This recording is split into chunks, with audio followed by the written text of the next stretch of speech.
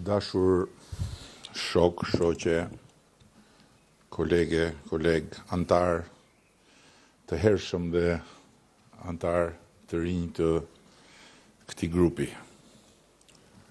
Urime dhe falënderime njëkohësisht. Urime të gjithëve bashk për fitoren e arritur bashkarisht dhe faleminderit gjithkujt ndër ju për vlerën e shtuar që solli secili dhe secila këtu në këtë arritje historike për Partinë Socialiste.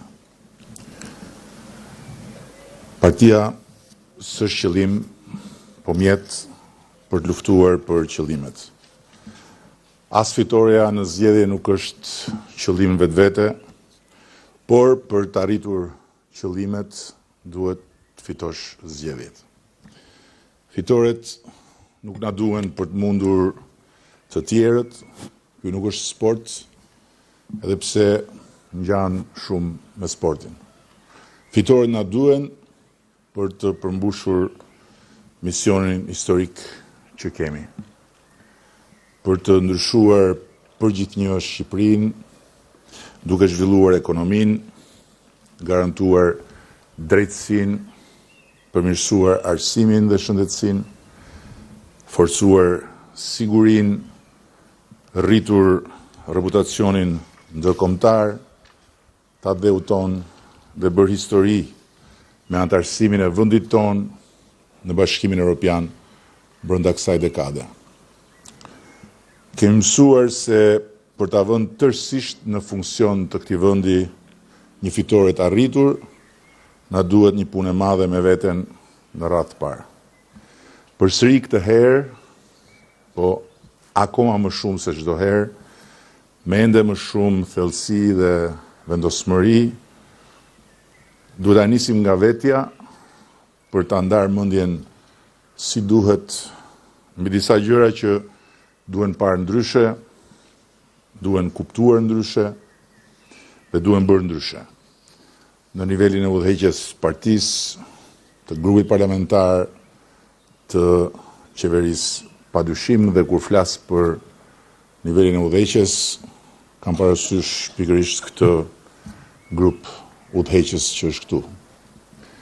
Na duhet me dorëmos një mirëkuptim i plot brenda nesh për t'u siguruar dhe pastaj për të siguruar popullin shqiptar, si edhe familjen e Bashkuar Europiane, me fjalë të përputhura me veprat se ne do ta përdorim fuqinë e jashtëzakonshme të mandatit 4 në radhë parë si një fuqi të madhe vetkorrigjuese. Jemi ngjitur aq lart sa askush nuk e ka besuar. Dhe duke u përpjekur të reflektoj për pse ndesinë e kësaj ngjitje, unë besoj se mbi të gjitha kjo ka ndodhur sepse kemi arritur të nxjerrim më shumë nga vetja pas çdo fitoreje. Ne e dim si 1 dhe 1 që bëjnë 2, sa më shumë të vetkorrigjohemi ne, aq më shumë do përmirësohet Shqipëria.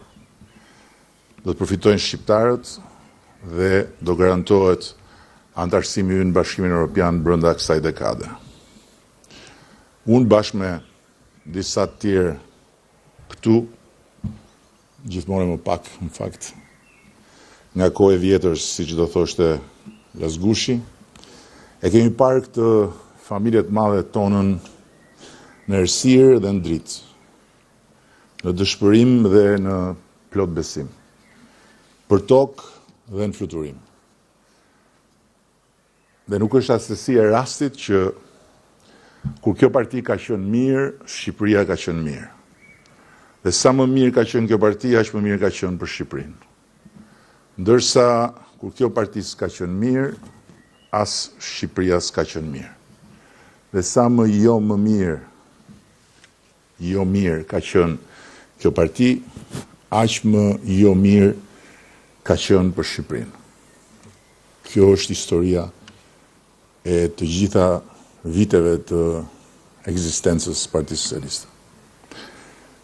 Të tjerët nuk duan ta pranojnë realitetin e fakteve. Kjo i ka bërë ata humbës kronik, ndërsa Shqipërinë e ka lënë pa një alternativë sfiduese të Partisë Socialiste. Ata janë futur prej vitesh në spiralen e një lufte absurde me faktet dhe jetojnë në një univers paralel ku Shqipëria që përparon është thjesht propagandë, shumica e shqiptarëve janë të blerë, ndërsa ndërkombëtarët janë pothuajse të gjithë të shitur, vendin e drejton krimi, ndërsa zhvillimin e financon droga, zgjedhjet i fitojnë ata, gjithnjë më thellë, ndërsa ne i vjedhim gjithnjë më shumë. Sa më i madh bëhet e ndeku i votave mes tyre dhe nesh, aq më madhështore bëhen përmasat e universit tyre paralel. Këto ditë, universi i tyre paralel është mbushur me thas, rresht, zeza që derdhin nga do shiun e votave të vjedhura, zarfa votash që mësyn nga të katër anët si tufa zogj prej letre, lëshuar vrik nga folet e patronazhistëve tani më jo vetëm në Shqipëri, po mbar botën, trena bulgar që përshkojnë malet dhe luginat e Shqipërisë për t'i xhiruar fletë të votimit dhe shumë fishuar votat e regjimit, vargmalet mbjella me kanabis që lulëzojnë me bekimin e partisë shtet dhe me licencat imagjinare të shtetit parti, kuptohet 1 gram 1 vot, 10 deputet dhe deputete të rinj dhe treja këtu që kanë dalë nga shpellat e krimit me mandate të grabitura përmes terrorit elektoral të bandave më të rrezikshme të planetit tonë. E vërteta është që ne s'kemi asnjë zhgënjim këtu.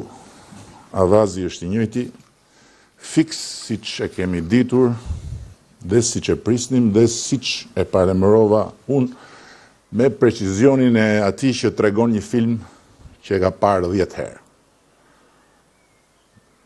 Ndërkohë ne morëm thjesht frutet e një pune të gjatë, këmbgulse, nganjëherë dërmuese, të programuar në një kalendar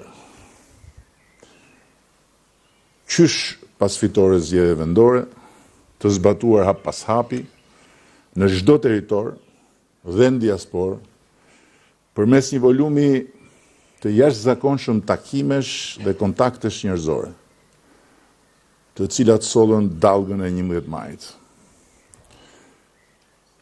E rikthyer si një doruntin në një version satirik të legjendës, mbi samarin e listës mbyllur të mushkës gërmuqet partisë, Josefina e vajton të një ditë pluralizmin me lotët rrëke, mbi një grup zarfash të ardhur nga Greqia drejt Beratit, ku Partia Socialiste kishte marrë mbi 90% vota. Vdiq, thoshte, vdiq pluralizmi. Na e vran, na e prem pluralizmin. No comment, iku cofi pluralizmi. Vdiq kuku e mjera unë të mjerët ne për pluralizmin dhe lotët vu qurk. Pra, ne jemi vrasësit e pluralizmit me që vajtojca doruntin dhe i sombajtësit e saj të kënetave mediatike nuk e kanë haberin gjëkundi se si punohet politikisht, organizativisht dhe njerëzisht me diasporën. Berati është në krye të skuadrave që kanë shkëlqyer me rezultatet e përpjekjes tyre të jashtëzakonshme për t'i mobilizuar shqiptarët jashtë vendit e ata të Greqisë specifikisht për zgjedhjen e 11 majit. Ne nisëm kohë më parë krijuam një bord kombëtar diasporës. Dhe mblidheshim në orën 8 mëngjesit, çdo të hënë, në zume me 100 vetë, ku ndiqnim bashki për bashki ngritjen e një rrjeti vullnetarësh të Partisë Socialiste në të gjithë Greqinë dhe përtej, kudo ku shqiptarët janë. Dhe kur ne bënim këto, Josefina ishte ende në humbtirat e syrgjynit politik, duke qëmtuar në filxhan fatin, që në fund doli fati lum si ai i rikthimit të Dorontinës. Dhe janë 10% për ata, apo 90% për ne, në një grup zarfash që vinë nga një pikë e caktuar. Kjo varet vetëm nga sa zgjedhës janë regjistruar dhe kush i ka motivuar më shumë të regjistrohen, është shumë e thjeshtë. Të tjerat janë broçkulla, ku bën pjesë edhe regjimi ynë kriminal. Se është faji ynë që, siç thot ajo fjala popullore, kur ata qohen nga gjumi dhe thonë rrush, ne kemi mbushur koshat. Duke i filluar punën për ditën e zgjedhjeve të tjera, sapo ka rënë dielli i zgjedhjeve të kryera. Jemi ne hajdutët pse madhështorëve u mungoi gati 200.000 vota nga 4 vjet më parë, kur nuk ishin madhështorë, po ishin ku e ku më të organizuar dhe më konkurrues, se sa këtë herë që u ofruan shqiptarëve për kryeministër një kufom ambulante me kapelen e Donald Trumpit. Dhe u premtuan një magji të madhe, si në atë lojën e fëmijëve, fluturon gomari. Dhe në fund, gomari nuk fluturoi. Ne ngjitëm Partinë Socialiste në shifrën rekord të 856.318 votash, afërsisht 88.000 më shumë se në vitin 2021, duke praktikisht i 4 fishuar jashtë kufive, ato rreth 35.000 vota më pak, brenda vendit krahasuar me 2021. Por, përveç mandatit të 9 të Vlorës, që edhe për shumë pak mund ta merrnim në Shqipëri dhe e morëm fal shqiptarëve jashtë kufive, të 82 mandatet e tjera i kemi marrë këtu, ku kemi rifituar besimin e shumicës absolute, ashtu siç e parashikuan prej muajsh të gjitha, pa përjashtim, sondazhet publike. Partia Socialiste kaloi këtë herë kufirin e 50%-shit, duke u ngjitur 4 shkallë e gjysmë, nga 48.7% në 53.2%. Fal edhe një organizimi më të mirë kapilar në territor se sa çdo herë tjetër. Por, dhe këtu s'kam asnjë dyshim, edhe fal konkurrencës brendshme me tension të lartë gare shpeshherë, ku eksperienca e deputetëve aktual, energjia e prurjes të reja dhe puna e madhe këmbgulse e të gjithëve pa dallim, solli vlerën e shtuar të secilit dhe të secilës për rezultatin historik të gjithë Partisë Socialiste. Dhe këtu duhet përgëzoj posaçërisht drejtuesit dhe drejtueset e qarqeve, të cilët këtë herë, ndryshe nga çdo herë tjetër, e nisën prej shtatorit të shkuar qëmtimin e kandidaturave potenciale. Qysh në dhjetor arritën të draftojnë listat e gjëra provizore, mbi të cilat pastaj u punua për të nxjerrë formacionet përfundimtare. Dhe kur më parë, formacionet përfundimtare nuk kanë qenë më të përputhura me ambicien për rezultatin. Dhe më pasqyruese të gjitha ndjeshmërive të territorit, por edhe të objektivave dhe nevojave të partisë. Një përgëzim edhe për drejtuesen dhe për koordinatorët e platformës deputeti që duam, e cila na dha shumë dorë në identifikimin e jo pak profileve cilësore.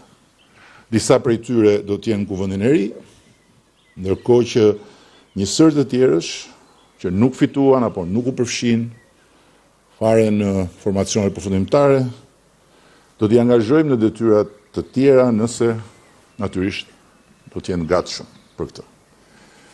Besoj se tani dhe disa nga shokët dhe shoqet që kishin rezerva për ashpërsimin e garës brenda llojit, nga meraku, i konfuzionit dhe i sekëldis brenda familjes son, jam bindur se përtej stresit të pashmangshëm të çdo njërit normal për garën, gara e brendshme solli një rendiment të lartë kolektiv. Ndërsa madhështorët ranë me kokë të poshtë, afro 14 shkallë nga 2021, në nivelin 32.9%, pasi zhvilluan dhe në territor një garë që ishte aq inekzistente, sa unë e dëgjoja kudo kur lëvizën për Shqipëri edhe nga njerëzit tanë, siç e keni dëgjuar ju me siguri shumë më tepër se unë, që më thoshin nuk i shohim gjëkundi, s'na ka bërë baki. Veç nësë mos pashin në një strategji befasie në fund që s'po e marrin vesh. Ishte kështu ve. Në fakt, s'kishte asgjë për të marrë vesh, sepse gomari nuk do fluturonte, dhe përtej asaj që duke i shije i kuptohej prej kohësh me syt lirë nga larg, ishte asgjëja. Por fatkeqësisht, dhe e them me shumë sinqeritet dhe me keqardhje, politika shqiptare do të vazhdojë të mbetet e tillë skizofrenike, e ndarë në dy universe paralele. Dhe ende më fatkeqësisht ky universi ynë, Shqipëria që përpiqet, punon, përparon, ecën, bie, ngrihet, gabon,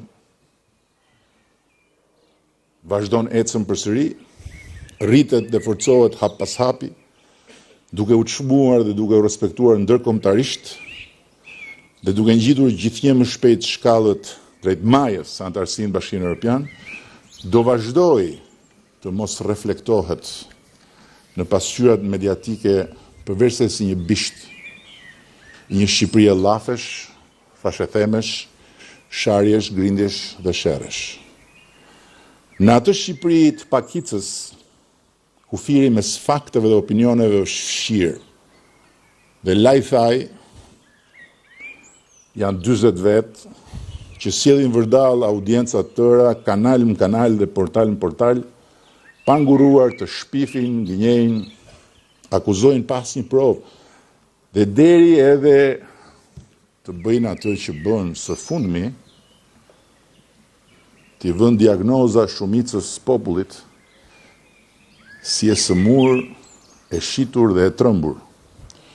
Me që mendon shumica e popullit se vendi po shkon drejtim në dur dhe voton për Partinë Socialiste.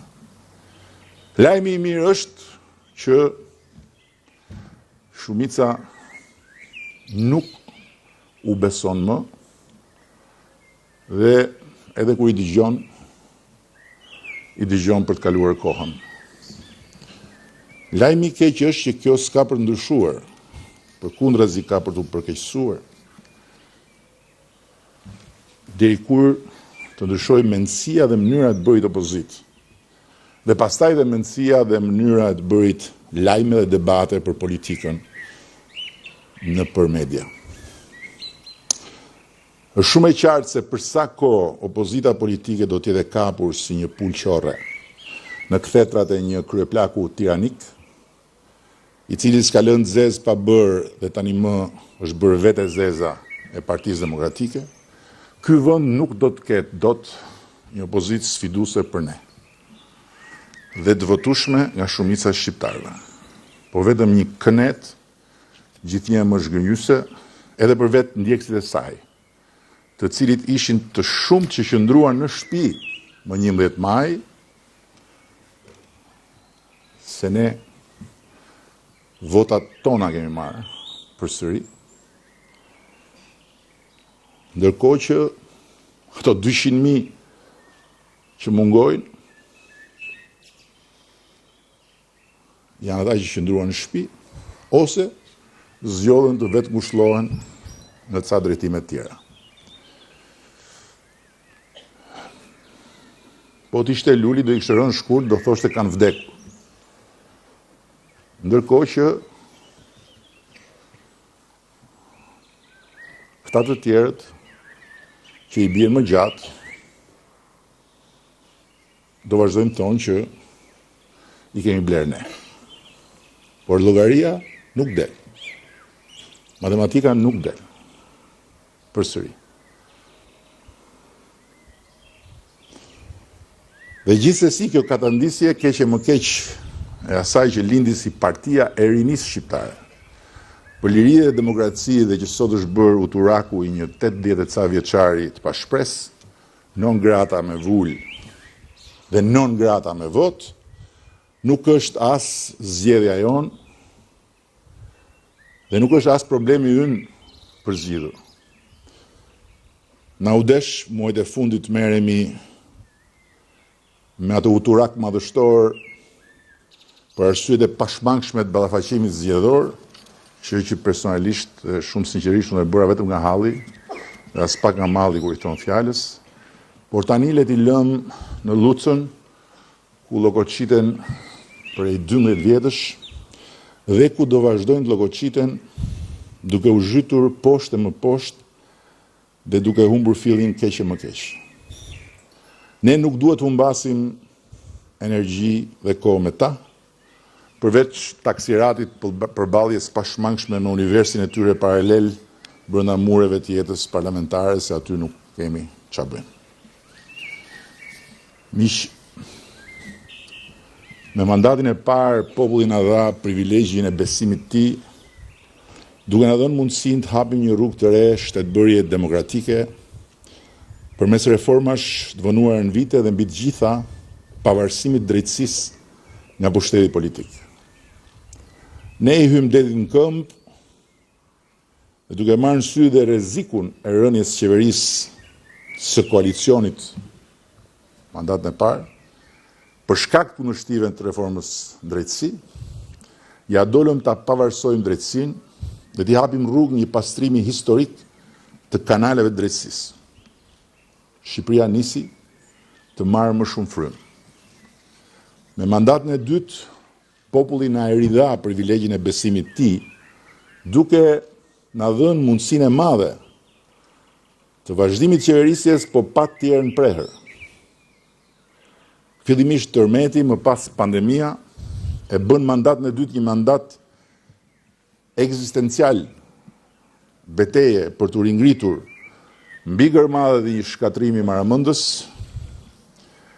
dhe për të rezistuar pa u rrëzuar përsëri në kushtet e një izolimi maramendës. Në fund, Shqipëria doli më e fortë.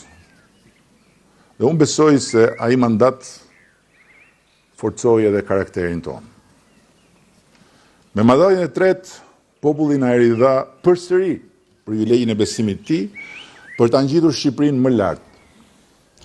Jo vetëm në sytë tanë, por dhe në sytë e Europës dhe të botës. Hapëm më në fund negociatat me Bashkimin Evropian dhe e kthyem vendin nga një vrim e zezë në syrin e dynjallëkut në një destinacion të ri evropian. Mbledhja në Tiranë e komunitetit politik evropian ishte si një vul mbi certifikatën e rilindjes së Shqipërisë. Por mandati i katërt, që sapo kemi marrë, është një histori krejt në vete sipas meja. Dhe nëse në familjen tonë të madhe fitoria 11 majit matet me kënaqësinë e numrit historik të mandateve që morëm, për ne, të gjithë ne që jemi këtu, trupën udhëheqëse të kësaj familje, mandati i katërt duhet matet me barën e stërmadhe të një përgjegjësie historike, të cilën populli shqiptar e hodhi mbi supet tona, me peshën e jashtëzakonshme të plot 83 mandate. Janë 83 gur në kurriz.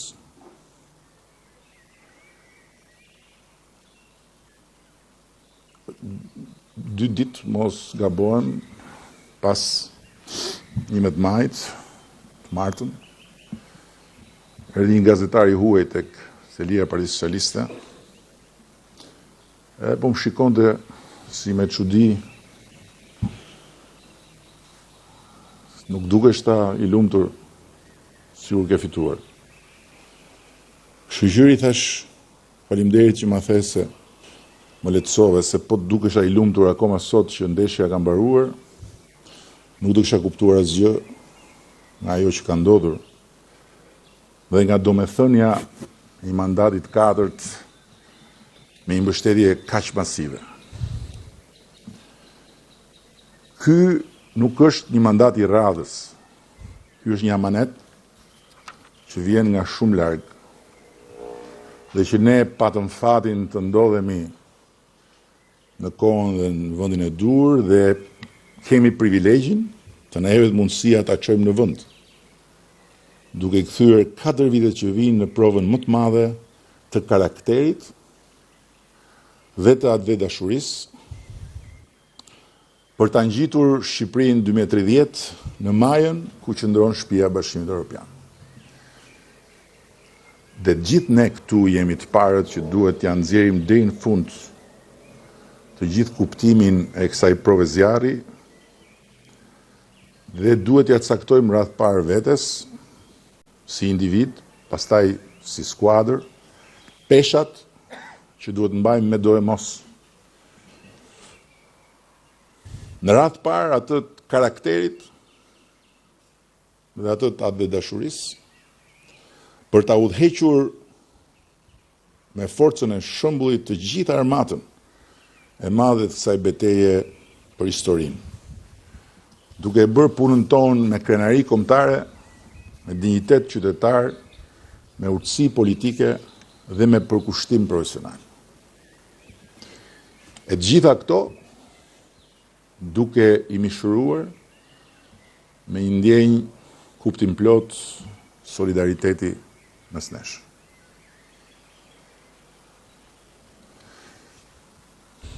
Duhet të them vllazërisht gjithë atyre që në shtator nuk do rikthehen në parlament që unë u mirëkuptoj plotësisht mërzin për humbjen e garës individuale.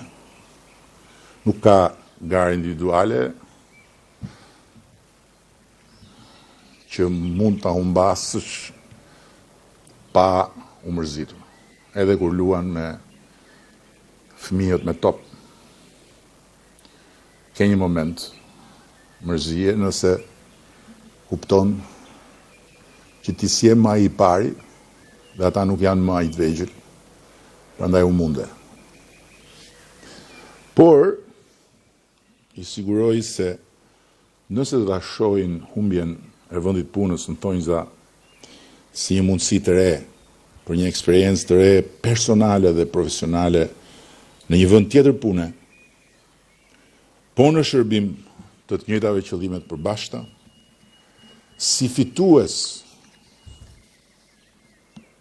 të mandatit historik të 11 majit, atëherë jo vetëm që do të vazhdojnë të jenë të dobishëm, shumë dobishëm për këtë familje dhe për Shqipërinë, po do ta pasurojnë karrierën e tyre politike e profesionale, dhe nëse dëshirojnë të rikthehen në kuvend, do mund të garojnë përsëri në të ardhmen. Natyrisht që nuk është ky vendi përshtruar dhe shtjelluar të gjithë problematikën e gjerë që ka mandati i 4, por përpara se ta mbyll këtë fjalë, që është një fjalë përgëzimi po dhe angazhimi të përbashkët, duhet të prek nevojën emergjente që kemi për të ndërtuar në këta muaj tranzicioni mes 2 mandateve një bazë nisje posaçme që rruga drejt finishit të Shqipërisë 2030 të nisë me hapat e dur dhe me shpejtësinë e dur dhe njëkohësisht të karakterizohet nga një qasje vetë korrigjuese në çdo drejtim dhe në çdo hap. Për këtë na duhet një volum pune përgatitore i konsiderueshëm deri në shtator, besoj biem dakord, dhe po prek shumë përciptas disa pika që ju ftoj t'i pasurojmë ditë dhe në vijim me propozime të tjera. Së pari, Akademia Politike duhet hap në gjysmën e dytë qershorit një sesion të posaçëm për të gjithë deputetët dhe deputetet që do të hyjnë për herë të parë në kuvend, ku do duhet e ndihma e kontributi deputetëve dhe deputeteve me përvojë, pavarësisht nëse do të jenë apo s'do të jenë në legislaturën e ardhshme në kuvend, dhe besoj që nuk do të mungojë gatishmëria për të ndihmë. E dyta, duhet të organizojmë disa mbledhje të mëdha pune, një apo dy ditore, në Tiranë dhe jashtë Tiranës, me grupet kyçe të interesit për suksesin e mandatit 4, ku të ulemi shumë shtruar dhe të përpiqemi të marrim vesh sa më shumë, në mënyrë që të kuptojmë sa më shumë se sa dhe ku dhe si duhet vetë korrigjohemi, me protagonistët e botës së inovacionit teknologjik, me fermerët dhe me agropërpunuesit, me përfaqësuesit e ndërmarrjeve prodhuese dhe me radhë lista është e hapur për propozime, por thelbi është që është një kohë e artë dhe është një nevojë jetike që ne dëgjimin e njerëzve që jetojnë për ditë me problematikat që ne përpiqemi t'i zgjidhim nga larg dhe nga lart, ta bëjmë shterus. Jam i bindur që do mësojmë shumë dhe do jemi më të sigurt në hapat që do hedhim më tej. Dhe streti në udhëheqjen e drejtuesve politik duhet të nisim me njëherë përgatitjen e hartave të veprimit për zhvillimin e qarqeve drejt Shqipërisë 2030, si dhe duhet nisim me njëherë paralelisht punën për zgjedhjet e ardhshme vendore. Ky mandat që sapo kemi marrë nuk është një pjedestal për t'i parë të tjerët nga lart poshtë, po është një kryq përgjegjësie dhe nuk e egzageroj, për të mbajtur me përulësinë dhe përkushtimin më të madh. E për t'ju dhënë një ide që këtu s'ka asnjë egzagerim, projektohuni 4 vite më pas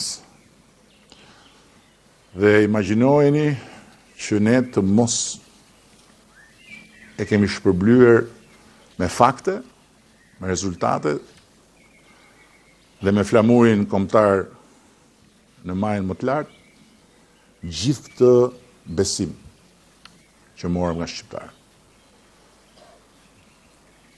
Nuk do kishte pozitë më të vështirë për ne, që jemi shërimi i këtij besimi, dhe nuk do kishte epizod më të rrezikshëm për Partinë Socialiste të dekadës ardhshme. 83 mandate nuk janë në asnjë mënyrë për treguar se kush jemi ne. Po kush mundet dhe do të jetë me ndihmën e Zotit Shqipëria 2030 në Bashkimin Evropian. Qenia jonë një karrige larg shumicës cilësuar, diçka që ase imagjinonim kur e kemi nisur këtë rrugë, nuk duhet na trimëroj në kuptimin që të bëhemi si ajo shpreha i riu si veriu, po duhet të na urtësoj në kuptimin që ti mendojmë dy herë. Veprimet që duhet ndërmarrim. Njësoj siç një boksier i peshës rënd mendohet 2 apo më shumë herë nëse ka përballë një të peshës lehtë që i cingëris nerva. Në thelb, e kjo është shumë e rëndësishme, e vërteta është që ne jemi 83 deputet dhe deputete, po nuk kemi 83 mandate, kemi vetëm një mandat. Mandatin e Partisë Socialiste, dhe madje më shumë se për çdo gjë tjetër, ky numër kaq i madh atje në sallë na vlen që gjithkusht ta di se është i nevojshëm si çdo kusht tjetër, po është më i padomosdoshëm se asnjëherë tjetër. Prandaj, nga unë i pari të gjithë në rresht, kokulur përpara atyre 856.318 shqiptarëve shqiptareve, duke hequr këtu votat që kemi dhënë vetë, të cilët na zgjodhen si përfaqësinë e tyre më të lartë në momentin më historik që ne kemi ndeshur në rrugtimin ton. Kur them ne, them përsëri tek ata pak shok që kanë mbetur nga kohë e vjetër këtu bashkë me mua, na zgjodhen për të kujdesur që ëndrat dhe shpresat e tyre të ushqehen me punë palodhur dhe me rezultate të vazhdueshme për Shqipërinë, që problemet e tyre të adresohen me përkushtim, që hallet e tyre të qahen edhe kur nuk zgjidhen dot, dhe këtu hap një klap që ne të kujdesemi që këtë ta bëjnë dhe ata që nën hijen ton harojnë se një hall që nuk zgjidhet kur edhe nuk qahet është një grusht në fytyrën e nevojtarit. Dhe na kanë zgjedhur që meritat e tyre dhe të fëmijëve të tyre të njihen dhe kur ata nuk njohin asnjëri. Ne nuk japim dot drejtësi për shumë shqiptar që akoma enden pafundësisht në pritje të drejtësisë. Ne nuk korrigjojmë dot gafat dhe poshtërsitë që akoma ndodhin në dëm të së drejtës së njerëzve të zakonshëm në sallat e gjyqeve. Dhe në dëm të shtetit po ashtu. Një parantezë këtu, sot kemi humbur një gjyq në apel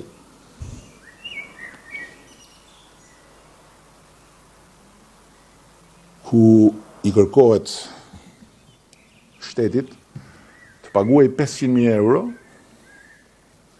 për një përplasje me makinë përpara një 8 vjetësh në një rrugë ku s'ka pasur lavdi Zotit as të vdekur dhe as plagosur, dhe ku shoferi me bashk shoferen apo shoferin kanë pasur vizionin që të hedhin shtetin në gjyq si rezultat i përplasjes me makinë dhe i rrezikut për jetën. Dhe ndërkohë që janë të panumërt shqiptarët që presin apelin me vite të tëra, ndërkohë që janë flagrante rastet që ne presim apelin e apelit, madje, në gjykatën administrative me muaj të tëra, ky vendim është marrë me një shpejtësi të rrufeshme brenda një dite dhe shteti është goditur me 500.000 euro. Pra, as për shtetin ne nuk i korrigjojmë dot me dorën tonë gafat apo poshtërsitë që ndodhin akoma në sallat e gjyqeve. Ne nuk kemi në dorë fatin e askujt prapa dyreve të pushtetit gjyqësor.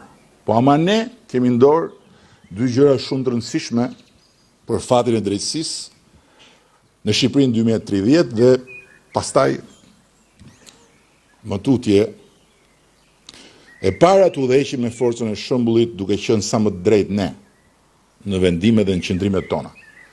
Dhe e dyta, të jemi mburoj e pathyeshme e pavarësisë së institucioneve drejtësisë, duke filluar nga SPAK-u, natyrisht, të cilin do të vazhdojmë ta mbështesim pa asnjë ekivok. Sepse përtej të gjitha gjërave që mund mos shkojnë, apo që realisht nuk shkojnë, mësimi nga historia jonë dhe nga të gjitha historitë e atyre që ja kanë dalë në luftrat dhe betejat për të ndërtuar shtetet të së drejtës është që nuk ka një rrugë tjetër. Pavarësia e drejtësisë dhe mbrojtja e saj me çdo kosto edhe mbi trupin tënd është e vetmja rrugë. Dhe ne do të qëndrojmë të palëkundur në të vetmen rrugë.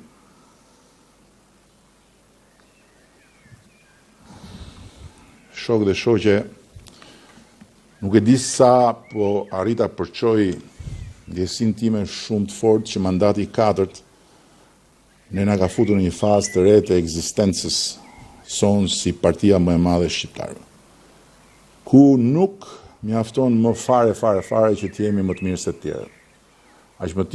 Aq më tepër kur tjerët janë në sybet. Tani duhet jemi me do e mos më të mirë se vetvetja, dhe çdo ditë duhet ta nisim me këtë ambicie që të nxjerrim më të mirën nga vetja dhe të kërkojmë më të mirën tek njëri tjetri. Arsye për të kërkuar dhe për të nxjerrë nga tjetri më të keqen mund të jesh për ditë me çdo qenie njerëzore me cilën hasësh, sepse s'ka qenie njerëzore perfekte. Ndërsa të gjesh arsye për të nxjerrë më të mirë nga tjetri është sa më e vështirë, por është mënyra se si bëhet historia e atyre që din të fitojnë dhe din që të bëjnë me fitore. Kërkuam nga shqiptarët një mandat për historinë, shqiptarët na dhanë një mandat për historinë.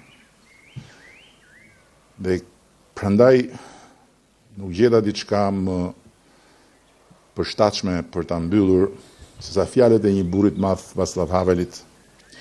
Forca më e madhe e politikës është forca morale e qëllimit. Mos ta harrojmë se ne nuk do të na vlerësoj njeri për sa gjatë kemi qëndruar në pushtet. Por përse ku e ngjitëm Shqipërinë me pushtetin që shqiptarët na e deleguan më gjatë se sa askujt tjetër. Ky ishte qëllimi që u dha 856.318 shqiptarëve forcën morale që të na besojnë mandatin e katërt. Dhe te ky qëllim buron edhe gjithë forca morale që duhet ketë mandati ynë i katërt. Kurse si nuk duhet harruar se më shumë se sa i yni, ky është mandati i fëmijëve të sotëm të Shqipërisë. I të gjithë fëmijëve të Shqipërisë, edhe i atyre të prindërve që u hodhën me kokë në kënet në 11 maj. Dhe për të gjithë fëmijët e Shqipërisë në këtë mandat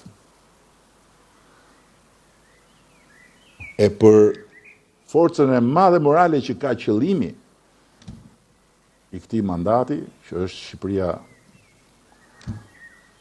në majën ku ndodhet shtëpia e Bashkimit Evropian, ne duhet të udhëheqim jo si politikan të zgjedhur për të ulur në një karige të rëndësishme për 4 vjet, por si udhërëfysit e një të përpjetët fundit, pas të cilës Shqipëria patjetër që do të ketë maja të tjera për të kapur, por nuk do përndiqet më kurrë dot nga hijet e zeza të historisë së saj. Kjo nuk është pak, kjo është shumë, dhe parafitërojeni se sa shumë është, që fati e desh që në këtë moment të historisë të ndodhemi ne në vendin e dur dhe mbi të gjitha populli e desh që ne të merrim gjithë të besim për të merituar. Ju falenderoj shumë për durimin